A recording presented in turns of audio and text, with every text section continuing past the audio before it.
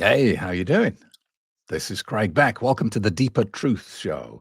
And the lofty goal of this channel is to spread happiness, peace, and purpose, so people don't have to turn to things like alcohol and drugs to get through life.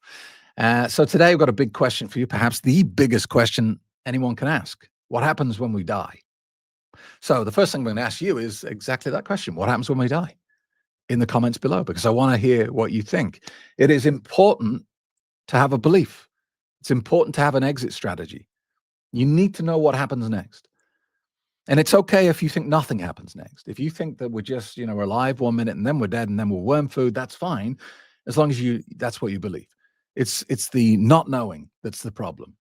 It's the not really thinking about it. Because the subconscious mind likes to apply order to chaos. And if you live your entire life with this open box of chaos, you open the door to anxiety and depression, and that's when you turn to alcohol and drugs and things to try and get rid of the symptoms of the misery rather than dealing with the source of the misery, which is this unordered chaos about your exit strategy. So let's start. In this video, I'm going to tell you what happens when you die. And I'm going to state it as confidently as that, because I've been writing about this for 20 years now, and I'm now at the point in my life where I'm 99% sure that I understand what's going on. So let's start with a fairly common and typical near-death experience story. On the operating table, Dr. Gillenoff, Dr. Griffin were my doctors. They witnessed it. They brought me back. I saw the whole thing. It didn't hurt. And I was looking at everybody running the room, and they were panicking. And I mean, they were doing stuff, but they were really scared. Wow, you remember this? No, I saw it. I watched the whole thing. And then I saw them put the flaps on, and then when I came back, that's when it hurt. But it was like when I first met God, when he asked me to become an actor, I felt this great peace and love. The reason why I'm talking about it right now is because so many people don't have the peace. They don't have the love. The reason why I brought that up is I felt incredible peace and love that's waiting for us. It was amazing. And I didn't, I had this, just hang on for a second. It was really calm, and I was dead. So there you go. Pretty common, pretty typical near-death experience story. And it's that commonality that causes us such hope for what happens next. And it was back in the 70s that Dr. Raymond Moody first documented and coined the phrase near-death experience. Before that, there was no phrase for it. He kind of established the commonalities. And we know them pretty standard today, don't we? It's a awareness that you're outside your body, you're viewing your body from the outside, the trip down the tunnel of light, life review, meeting dead relatives, sensation of ultimate peace and love. They're the commonalities, and it doesn't matter about your gender, your geography, your society, your background, your religion. Nothing matters. It's the same story every single time. And the thing is, though, these stories, even as though most people think these go back to the 1970s, they go back hundreds of years. We've been documenting exactly the same thing for hundreds of years. If you go back about 150 years to France, you will find a guy called Allan Kardec, and he documented precisely the near-death experience 150 years ago. In fact, I'm working on a book at the moment about his story called The Spirit Code. It will be available very soon. So Allan Kardec told the story of the near-death experience 150 years ago. It didn't gain much traction, but it exists. You can Google it. You can find it. So what happens when we die? The best explanation of this that I've ever heard that makes it really simple to understand is this. The universe, God, source, whatever you want to call it, the label doesn't matter, is like an eternal garden. Imagine, a beautiful garden, but this garden has always existed. It will always exist. It needs to go on forever. It has to go on forever. Your spirit, your soul is the gardener, and it will work forever on the garden. It will spend eternity tending the garden. Your body is the gardening tool. And it's just like in life. You know, if you're a gardener in real life and you use your trusty tool for 2 decades and it breaks, what do? Well, if you can't fix it, you get a new tool, don't you? That's exactly what's happening here. Your soul, your spirit, is repeatedly using different gardening tools to tend the garden, to evolve as a spirit, because nothing can stay still. Nothing is permanent. Not on earth, not anywhere. Nothing is permanent. Everything is temporary. Because at the core, the universe is temporary. Since the Big Bang, it's been growing, it's been changing, it's been expanding. It's not stopped since the Big Bang. It will never stop. It cannot. It's like a shark. If it stops swimming, it dies. And so you are an evolution of a spirit incarnating a meat prison. The body you are in is just a tool that you use to expand your evolution as a spirit. This is a school. Our time, our experience on earth is a lesson. It's a school. We come here to learn specific lessons, to evolve, to grow more intelligent, to become higher level spirits. And I'm sure you've heard that explanation and description before. We are in school. And when life's really tough, it's it's really hard to think about the concept of reincarnation and the possibility that we chose to come here. But unfortunately, that is the truth. We came here by choice. We selected the lessons that we needed to learn. And so this is a curriculum.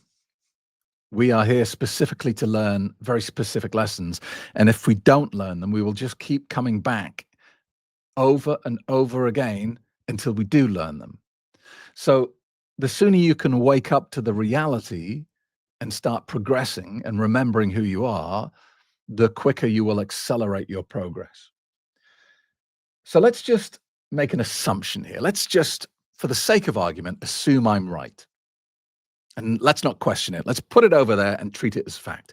If we do that, it answers pretty much every one of the big questions that gets thrown up in this sort of situation. What do atheists say about people like me making statements like that? They say things like, well, if there's a God, why doesn't he answer prayers? If there's a God, why do bad things happen to good people? If there's a God, children, 3-year-old children with leukemia, what's that all about? And all those questions sound very logical if you don't assume what I've just said. So let's take the first one. Why doesn't God answer prayers? Well, if you chose to come here and you selected the life or the framework of the life that you wanted to live, not the specific details, there's still free will, there's still an opportunity for you to mess things up and get things right. You came here with a curriculum of lessons to learn, an opportunity to get very specific things right or wrong, to listen to your inner voice or to listen to your ego. So assuming that you set the curriculum, you decided to come here, you set all the specifics, then there's no prayer to answer. There's no intervention to make because everything is as it should be. You chose the situation that you're now praying to get out of. So what exactly is God supposed to do about that? Break you out of it and then explain to you later that it was actually not in your interest to break you out of it? Doesn't make any sense. Why do bad things happen to good people? Well, look, like I said, everything is expanding, everything is growing. Your job here is to grow and evolve as a spirit. And you come here to Earth to live in this meat prison because it's the only way to do it. Outside of the body, there is no negativity, there's no problems, there's no violence, there's no issues of the ego. It's beautiful, but it's sterile. And nothing grows in this sterile environment. So you can't have good without the context of bad. So it would be wonderful if good things happen to good people and bad things happen to bad people, but then it would mess with the context of life. You need to have the yin and the yang to understand what life means. You've got to have fear so you can have love. You've got to have chaos so you can have peace. You've got to have good so you can have bad. But also,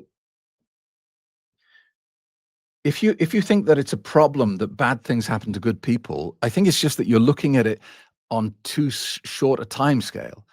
You're looking at it through a very narrow band, and you're not seeing the bigger picture. The lessons you fail to learn in this lifetime, you will come back and try and learn them again. If in this lifetime you hurt people and you cause harm to people, you will come back and you will experience the flip side of that. And so the concept of heaven and hell is not right. It's not that bad people go to hell and good people go to heaven. There are no good spirits and bad spirits. There are just evolved spirits and less evolved spirits. And the concept of hell is basically that you will feel the consequences of your own actions.